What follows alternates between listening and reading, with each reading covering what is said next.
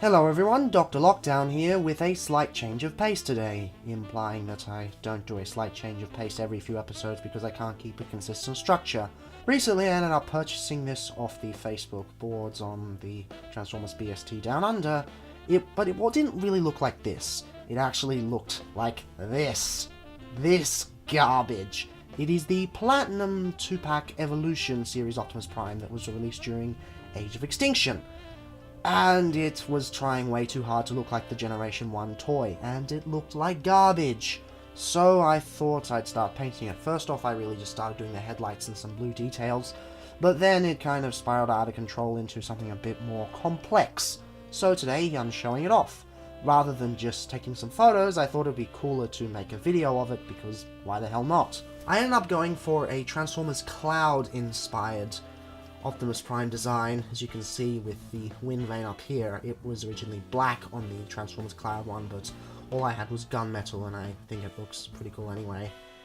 Of course, all the paint's been top coated, so I don't need to worry about it getting damaged during transformation. Surprisingly, the first thing I ended up doing was the silver at the back here, just to accent the vehicle mode. And yeah, it's not a super important detail, but it turned out quite well. You can see I've got some silver on the smokestacks, but that's more for the gun mode. The lights up here were just an afterthought, because I first got the yellow paint for the headlights here, and then I noticed there were lights on the top here, and I can't think of any actual Optimus Prime designs with the Classics design that actually end up using it. I've got some repro labeled stickers here. I'm not even sure the original had an Autobot logo anywhere on the vehicle mode. I'm not sure why they do such a thing. You'll notice that I've got some silver paint here, and that was thanks to a Facebook commenter that recommended that, but that really shines through in the robot mode. Of course, I mentioned the lights, but the other bit of detail visible in the vehicle mode is the blue window there. It doesn't really line up with those, but it was just a personal choice. Can I just say, this truck mode is really good. It's aged quite well. It makes me want to buy another G3 trailer from Fans Project. I did own one in the past, but I have since, well, sold it off. Not the best of decisions. Of course, transformation just happens exactly the same as always, and as I said, I don't have to worry about any crazy paint chipping. Hooray for top coats. The transformation has aged surprisingly well as well, no pun intended. I'm not sure if this borrows a lot from the MP10 or if the MP10 borrows a lot from this, but there are definitely echoes, especially in the way the chest section works. Jeez, it's not the easiest to get out though.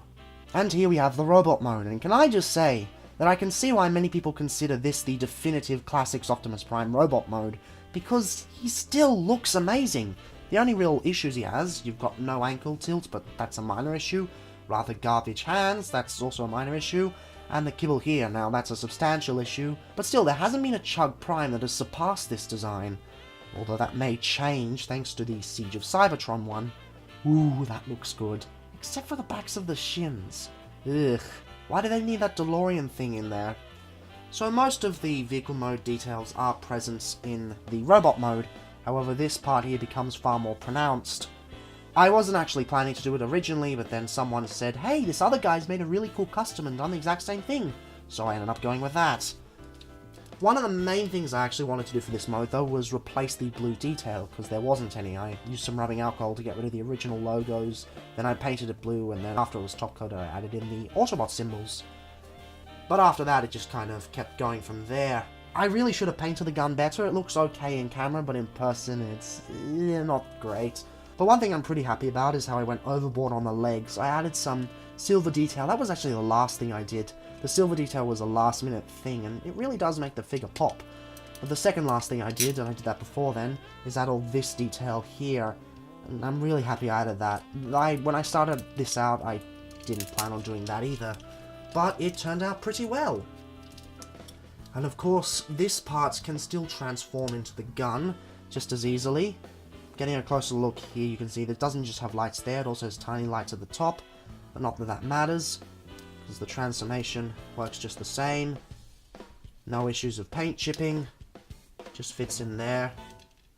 And you can see that the silver and the way it fits actually creates an interesting highlight. I don't really have much else to say now, because it's a very short video showing a custom. what did you expect? Go watch my other videos, I guess. Have a decent day.